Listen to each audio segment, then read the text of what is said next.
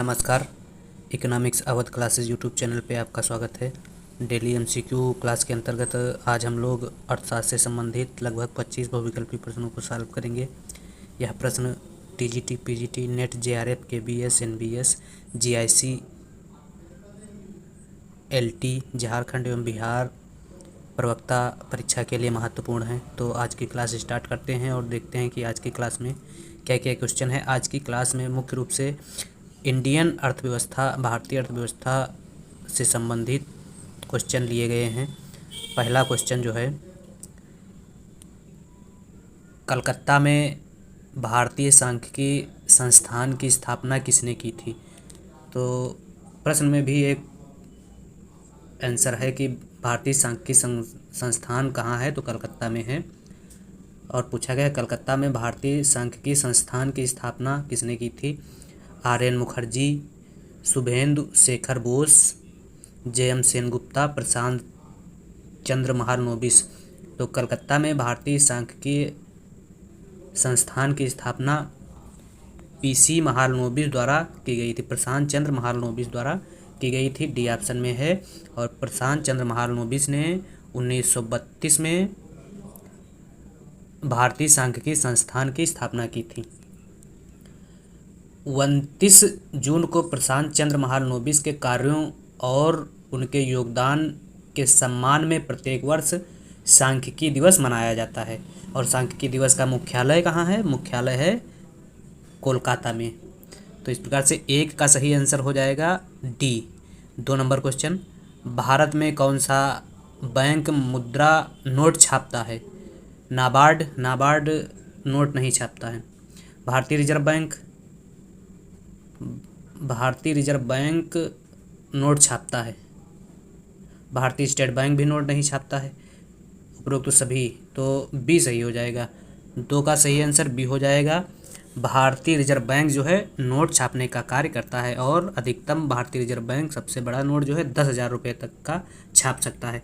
नाबार्ड की स्थापना की अगर बात की जाए तो नाबार्ड की स्थापना 12 जुलाई 1982 को डॉक्टर शिव रमन समिति की अनुशंसा पर की गई थी, जो कृषि क्षेत्र से संबंधित ऋण देने का सबसे बड़ा बैंक है। आरबीआई की स्थापना की अगर बात की जाए तो आरबीआई की स्थापना आरबीआई एक्ट 1934 के तहत 1935 में की गई थी, 1 अप्रैल 1935। और यंग हिल्टन कमीशन की सिफारिश पर आरबीआई की स्थापना की गई थी।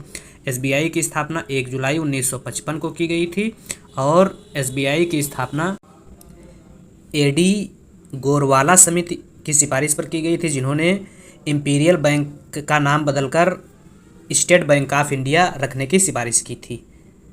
तो 2 का जो सही आंसर है, नोट छापने का कार्य जो है वह रिजर्व बैंक ऑफ इंडिया द्वारा किया जाता है। तो 2 का बी सही है। 3 नवंबर 2016 में जारी किए गए भारतीय नोट के पीछे मंगलयान का चित्र है। किस नोट के पीछे मंगलयान का चित्र है। तो सरल क्वेश्चन है। 2000 का जो नोट है, 2000 की नोट के पीछे जो चित्र अंकित है वह है मंगलयान का। और 200 रुपये की नोट पर किस चीज़ का चित्र बना हुआ है, तो 200 रुपये के नोट पर सांची का स्तूप बना हुआ है, जो एमपी मध्य प्रदेश में है। 100 रुपये के नोट पर रानी की बाग का चित्र उत्कीर्ण है, जो गुजरात में है। और 500 रुपये के नोट पर लाल किला का चित्र अंकित है। इसी प्रकार से 10 रुपये का नोट बचा, तो 10 रुपये के नोट पर सूर्य मंदिर है और 20 रुपये के नोट पर एलोरा की गुफाएं हैं तथा 50 रुपये के नोट पर हम्पी मंदिर का चित्र उत्कीर्ण है, जो कर्नाटक में स्थित है हम्पी मंदिर। तो इस प्रकार से 2000 की नोट पर मंगलयान का चित्र बना हुआ है। 3 का बी सही है। 4 आय और रोजगार सिद्धांत अर्थव्यवस्था की किस शाखा का दूसरा नाम है। आय और रोजगार सिद्धांत बृहद अर्थशास्त्र, माइक्रो इकोनॉमिक्स, सार्वजनिक वित्त, सूक्ष्म अर्थशास्त्र, माइक्रो इकोनॉमिक्स, अंतर्राष्ट्रीय अर्थशास्त्र। तो आय और रोजगार का सिद्धांत जो है वह बृहद अर्थशास्त्र से संबंधित है तथा माइक्रो इकोनॉमिक्स से संबंधित है और माइक्रो इकोनॉमिक्स ए ऑप्शन में है। माइक्रो इकोनॉमिक्स या समष्टि अर्थशास्त्र में इसमें क्या होता है, समस्त अर्थव्यवस्था का अध्ययन किया जाता है। समग्र अर्थव्यवस्था या पूरी अर्थव्यवस्था का अध्ययन किया जाता है, जिसमें समग्र मांग, समग्र पूर्ति, समग्र रोजगार, समग्र निवेश तथा समग्र आय का अध्ययन किया जाता है। समग्र या कह सकते हैं समष्टि अर्थशास्त्र के समर्थक अर्थशास्त्रियों में माल्थस, सिस्मॉन्डी, कार्ल मार्क्स, वालरस और विक्सल तथा फिशर हैं। अगर समष्टि अर्थशास्त्र के शाखाओं की बात की जाए तो इसमें आय एवं रोजगार के सिद्धांत का अध्ययन किया जाता है, कीमत स्तर और मुद्रास्फीति का अध्ययन किया जाता है, आर्थिक विकास के सिद्धांतों का अध्ययन किया जाता है और वितरण का बृहद विश्लेषण किया जाता है। अगर व्यष्टि अर्थशास्त्र की बात की जाए तो व्यष्टि अर्थशास्त्र में व्यक्तियों के छोटे समूह की आर्थिक क्रियाओं का अध्ययन किया जाता है, जिसमें विशेष रूप से फर्मों, परिवारों, व्यक्तिगत कीमतों, मजदूरी, आय, व्यक्तिगत उद्योगों और विशेष वस्तुओं का अध्ययन किया जाता है। इसकी शाखाओं के अंतर्गत वस्तु की कीमत, जिसमें मांग का सिद्धांत और लागत का सिद्धांत, साधन कीमत सिद्धांत, जिसमें लगान, मजदूरी और ब्याज लाभ शामिल है। तो आय और रोजगार का सिद्धांत जो है, इसको राष्ट्रीय आय और रोजगार का सिद्धांत भी कह सकते हैं, जो बृहद अर्थशास्त्र या समष्टि अर्थशास्त्र के अंतर्गत अध्ययन किया जाता है। 4 का ए सही है। 5 12वीं पंचवर्षीय योजना की अवधि कब से कब तक थी? तो 12वीं पंचवर्षीय योजना की अवधि 2012 से 5 वर्ष के लिए 2017 तक थी। 12वीं पंचवर्षीय योजना का केंद्र बिंदु था तीव्र, संपोषणी और अधिक समावेशी विकास। यह क्वेश्चन पूछा जाता कि किस पंचवर्षीय योजना का तीव्र, संपोषणी और अधिक समावेशी विकास मुख्य उद्देश्य था? तो 12वीं पंचवर्षीय का मुख्य उद्देश्य था। पहली पंचवर्षीय योजना 1951 से 56 के बीच चली, जो हैरड डोमर मॉडल पर आधारित थी और इसका केंद्र बिंदु कृषि विकास पर बल देना था। दूसरी पंचवर्षीय योजना 1956 से 61 के बीच चली, जो नेहरू महालनोबिस मॉडल पर आधारित थी और इसका मुख्य उद्देश्य आधारभूत था, भारी उद्योगों का विकास करना था। तीसरी पंचवर्षीय योजना 1961 से 66 तक चली, जो जे सैंडी और सुखमय चक्रवर्ती मॉडल पर आधारित था, जिसका मुख्य उद्देश्य आत्मनिर्भर व स्वतः स्फूर्ति की प्राप्ति था। इसके बाद 1966 से 1969 तक 3 वर्ष की वार्षिक योजनाएं या योजना अवकाश के रूप में जाना जाता है, तथा चौथी पंचवर्षीय योजना 1969 से 74 के बीच चली थी, जो अशोक रुद्रा मॉडल पर आधारित थी, जिसका मुख्य उद्देश्य स्थिरता के साथ विकास करना था। पांचवी पंचवर्षीय योजना का समय 1974 से 1979 के बीच था, डी पीधर मॉडल पर आधारित था और पांचवी पंचवर्षीय योजना का मूल उद्देश्य जो था वह निर्धनता उन्मूलन तथा आत्मनिर्भरता की प्राप्ति थी। 1979 और 80 एक वर्ष के लिए योजना अवकाश रहा। 1980 और 85 के बीच में छठी पंचवर्षीय योजना चली, जो आगत निर्गत मॉडल पर आधारित थी और जिसका केंद्रीय बिंदु गरीबी निवारण तथा रोजगार सृजन था। सातवीं पंचवर्षीय योजना 1985 से 90 के बीच चली, जो वस्तु मजदूरी मॉडल पर आधारित थी, जिनका केंद्रीय बिंदु था कृषि विकास प्रेरित करना। इसके बाद 1990-92 2 वर्ष की योजना अवकाश रहा, तो कुल मिलाकर 3 वर्ष योजना अवकाश हो गया। कौन कौन से 3 वर्ष योजना अवकाश हुए? 1966 से 69 3 वर्ष ये हुए, और 1979 से 80 1 वर्ष ये हुआ, और 1990 से 92, तो 3 1 2 3 3 1 4 2 6 वर्ष योजना अवकाश रहा और 3 बार योजना अवकाश लागू किया गया। 1992 तक आ गए। और फिर 8वीं पंचवर्षीय योजना जो चली 1992 से 97 के बीच चली, जो जॉन डब्ल्यू मिलर मॉडल पर आधारित थी और 8वीं पंचवर्षीय योजना का जो केंद्रीय बिंदु था मानव संसाधन का विकास करना। ये पूछा जाता है कि मानव संसाधन का विकास करना किस पंचवर्षीय योजना का केंद्रीय बिंदु था? तो 8वीं पंचवर्षीय योजना। 9वीं पंचवर्षीय योजना 1997 से 2002 तक चली, और 10वीं पंचवर्षीय योजना 2002 से 2007 के बीच चली, जो सामाजिक न्याय तथा समता के साथ विकास पर आधारित थी। और 11वीं पंचवर्षीय योजना 2007 से 2012 के बीच चली, जो तीव्र और अधिक समावेशी विकास मॉडल पर आधारित थी। 12वीं पंचवर्षीय योजना 2012 से 2017 तक चली, जो तीव्र संपोषणीय और अधिक समावेशी विकास मॉडल पर आधारित थी। तो 12वीं पंचवर्षीय योजना का जो समय था 2012 से 17 था। 5 का ए सही आंसर है। अगला 6 नंबर क्वेश्चन, भारत में निम्न में से कौन सी क्रेडिट रेटिंग एजेंसी नहीं है? क्रिसिल, आरबीआई, इकरा, केयर। तो आरबीआई जो है क्रेडिट रेटिंग एजेंसी नहीं है। 6 का सही आंसर हो जाएगा बी। इसके अलावा भारत की कुछ प्रमुख रेटिंग एजेंसियां हैं।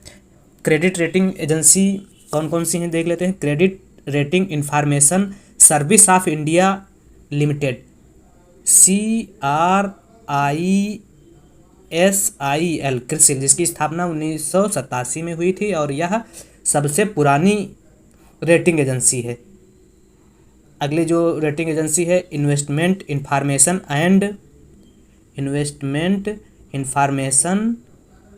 And credit rating agency of India limited, जिसकी स्थापना 1991 में हुई थी।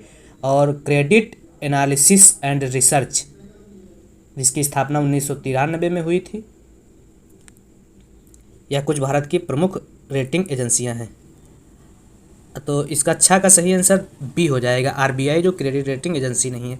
7 नंबर क्वेश्चन, निम्न में से किस वित्तीय संस्थान का राष्ट्रीयकरण 1949 में किया गया था? तो 1949 में इसका आरबीआई का राष्ट्रीयकरण किया गया था। और आरबीआई के बाद 1966 में 14 बैंकों का राष्ट्रीयकरण किया गया था, जिनकी पूंजी 50 करोड़ प्लस या 50 करोड़ से अधिक जो पूंजी वाले बैंक थे उनका राष्ट्रीयकरण किया गया था। इसके बाद 1980 में 6 बैंकों का राष्ट्रीयकरण किया गया था। जो बैंक 200 करोड़ प्लस परिसंपत्ति वाले बैंक थे उन बैंकों का राष्ट्रीयकरण 1980 में किया गया था। इस प्रकार से 1949, 1966 और 1980 3 बार भारत में बैंकों का राष्ट्रीयकरण किया गया था। तो 1949 में आरबीआई का राष्ट्रीयकरण किया गया था। 7 डी सही है। 8 राष्ट्रीय कृषि एवं ग्रामीण विकास बैंक की स्थापना कब हुई थी? तो राष्ट्रीय कृषि एवं ग्रामीण विकास बैंक नाबार्ड की स्थापना 12 जुलाई 1982 को हुई थी, जो डॉक्टर शिवरमन समिति की अनुशंसा पर की गई थी। और नाबार्ड जो है भारत में कृषि ऋण स्रोत का सबसे बड़ा बैंक है। तो 8 का सही आंसर सी है। 9 अर्थशास्त्र की किस शाखा के तहत मजदूरी, किराया, ब्याज और लाभ की अवधारणाओं का अध्ययन किया जाता है? तो अभी हम लोग इसके बारे में जाने थे, दूसरे या तीसरे क्वेश्चन में पूछा गया था। तो अर्थशास्त्र की मजदूरी, किराया, ब्याज और लाभ का सिद्धांत जो है व्यष्टि अर्थशास्त्र के अंतर्गत अध्ययन किया जाता है और व्यष्टि अर्थशास्त्र बी ऑप्शन में है। तो 9 का सही आंसर बी हो जाएगा। अगला 10 नंबर क्वेश्चन, ऐसी स्थिति जिसमें सरकार का व्यय उसके राजस्व से अधिक हो जाता है क्या कहलाता है? वित्त में कमी, चूक, अवमूल्यन, आर्थिक सहायता। तो ऐसी स्थिति जिसमें सरकार का व्यय उसके राजस्व से अधिक हो जाता है उसे वित्त की कमी कहा जाता है। 10 ए सही है। 11 जीडीपी क्या है? तो जीडीपी की अगर बात की जाए तो gross national product, a option ही सही हो जाएगा। सकल राष्ट्रीय उत्पाद, जीडीपी ने जीएनपी पूछ रहा है। जीएनपी क्या है? जीएनपी ग्रॉस नेशनल प्रोडक्ट, सकल राष्ट्रीय उत्पाद, एक वर्ष में किसी राष्ट्र द्वारा उत्पादित वस्तु एवं सेवाओं के मौद्रिक मूल्य का अंतिम उत्पाद तथा शुद्ध विदेशी आय का योग जीएनपी कहलाता है। अर्थव्यवस्था के कुल प्रदर्शन हेतु जीएनपी की गणना की जाती है। अर्थव्यवस्था के कुल प्रदर्शन हेतु जीएनपी की गणना की जाती है। अगर जीएनपी के सूत्र की बात की जाए, जीएनपी एमपी बराबर होता है मजदूरी प्लस सैलरी प्लस लाभ प्लस लगान प्लस प्रत्यक्ष कर प्लस अप्रत्यक्ष कर प्लस मूल्यह्रास प्लस शुद्ध विदेशी आय। अर्थात अर्थव्यवस्था में जितना भी उत्पादन हो रहा है वस्तुओं और सेवाओं का, उन सब का योग ही जीएनपी कहलाता है। और जीएनपी एफसी की अगर बात की जाए तो यह होता है GNP MP minus indirect tax और प्लस सब्सिडी। यह जो है सूत्र पूछता है जीएनपी एफसी क्या होता है। तो जीएनपी एफसी फैक्टर कास्ट पर GNP MP minus indirect tax plus subsidy होता है। अगला क्वेश्चन है इरडा का मुख्यालय किस शहर में है? मुंबई, नई दिल्ली, हैदराबाद, कोलकाता। तो IRDA, IRDA, IRDA insurance regulatory and development authority of India. IRDA की स्थापना जो है वह 1999 को हुई थी, जो बीमा नियामक और विकास प्राधिकरण अधिनियम के तहत 1999 में इरडा की स्थापना हुई थी। और इरडा के वर्तमान अध्यक्ष सुभाष चंद्र हैं। इरडा का उद्देश्य बीमा धारकों के हितों की रक्षा करना था, बीमा उद्योग का त्वरित एवं व्यवस्थित विकास करना था। इरडा का उद्देश्य बीमा धारकों के हितों की रक्षा करना तथा बीमा उद्योगों का त्वरित एवं व्यवस्थित विकास करना था। तो इरडा का जो मुख्यालय है वह कहाँ है? हैदराबाद में है। 12 का सही आंसर सी है। अगला 13 नंबर क्वेश्चन, निम्न में से कौन सा संस्था भारत में पूंजी बाजार को विनियमित नहीं करता है? भारत में पूंजी बाजार को वित्त मंत्रालय, सेबी, RBI, इरडा। तो इरडा जो है पूंजी बाजार को विनियमित नहीं करता है। इरडा जो है वह बीमा से संबंधित बीमा नियामक संस्था है। इरडा जो है बीमा नियामक संस्था है। 13 का डी सही है। 14, भारतीय प्रतिभूति सिक्योरिटीज एंड विनिमय बोर्ड कहाँ स्थित है? तो भारतीय प्रतिभूति और विनिमय बोर्ड जो है वह है मुंबई में स्थित। इसका मुख्यालय सेबी का मुंबई में है। भारतीय प्रतिभूति और विनिमय बोर्ड सेबी में स्थित है, जिसकी स्थापना 12 जुलाई 1988 को हुई थी और 1992 में सेबी को वैधानिक निकाय का दर्जा दिया गया। वर्तमान में सेबी के अध्यक्ष अजय त्यागी हैं। और कार्य की अगर बात की जाए तो सेबी का कार्य प्रतिभूतियों सिक्योरिटीज में निवेश करने वाले विदेश निवेशकों के हितों की रक्षा करना तथा प्रतिभूति बाजार के विकास का उन्नयन करना इसका मुख्य कार्य है। अगला क्वेश्चन क्या है? डेबिट कार्ड पर कितने अंक हैं? तो डेबिट कार्ड पर 16 अंक होते हैं। 16 अंक में जो पहले के 6 अंक होते हैं वह बैंक की जानकारी देते हैं और जो बाद के 10 अंक हैं वह कार्ड होल्डर की जानकारी देते हैं। 16, तो डेबिट कार्ड पर कितने? 16 अंक हैं। 16 अंक डी ऑप्शन में है। अगला 16 नंबर क्वेश्चन, निम्न में कौन भारतीय रिजर्व बैंक का गवर्नर नहीं था? रघुराम राजन, सुनील अरोड़ा, उर्जित पटेल, मनमोहन सिंह। तो सुनील अरोड़ा जो हैं वह RBI के गवर्नर कभी नहीं बने हैं। 16 बी सही है। 17, कौन सा संगठन विश्व विकास रिपोर्ट प्रकाशित करता है? विश्व आर्थिक मंच, विश्व बैंक, IMF, UNDP। तो विश्व बैंक जो है विश्व विकास रिपोर्ट प्रकाशित करता है। 17 का सही आंसर बी हो जाएगा। 18, भारत में राष्ट्रीय खाद्य सुरक्षा अधिनियम किस वर्ष पारित किया गया था? तो 2013 में राष्ट्रीय खाद्य सुरक्षा अधिनियम पारित किया गया था। 2013 किस ऑप्शन में है? 2013 है सी ऑप्शन में। अगला क्वेश्चन, भारत के केंद्रीय बजट में प्रथम जेंडर बजट स्टेटमेंट किस वर्ष आया? तो 2005 और 6 में प्रथम बार जेंडर बजट लाया गया था। 2005 और 6 सी ऑप्शन में सी सही है। 19 सी सही है। 20, किस आर्थिक सर्वेक्षण को गुलाबी आर्थिक सर्वेक्षण भी कहा जाता है? तो 2017-18 आर्थिक सर्वेक्षण 2017-18 को गुलाबी आर्थिक सर्वेक्षण कहा जाता है। डी सही है। 20 डी सही है। GST के संबंध में GSTIN का पूर्ण रूप है? तो goods and service tax identification number, यह है सी ऑप्शन में। 21 का सी सही है। 22, भारत में पहला पूर्ण जनगणना किस वर्ष हुई थी? तो भारत में पहली पूर्ण जनगणना जो है वह 1981 में लॉर्ड रिपन के काल में हुई थी। डी ऑप्शन सही है। और भारत में जनगणना की शुरुआत 1981 नहीं 1881 सॉरी 1881 में हुई थी लॉर्ड रिपन के काल में।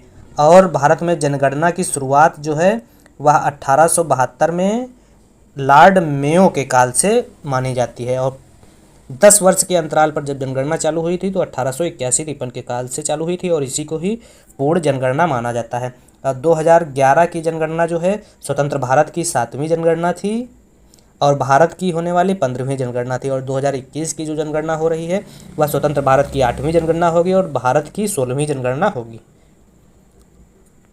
अगला जो क्वेश्चन है, निम्न चित्र में प्रदर्शित है, क्या प्रदर्शित है? एक तरफ कर दर दिया है, आय स्तर दिया है।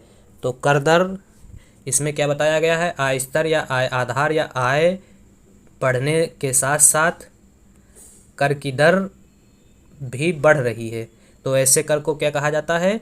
प्रगतिशील कर, प्रगतिशील कर कहा जाता है। और प्रतिगामी कर किसे कहा जाता है? जब आय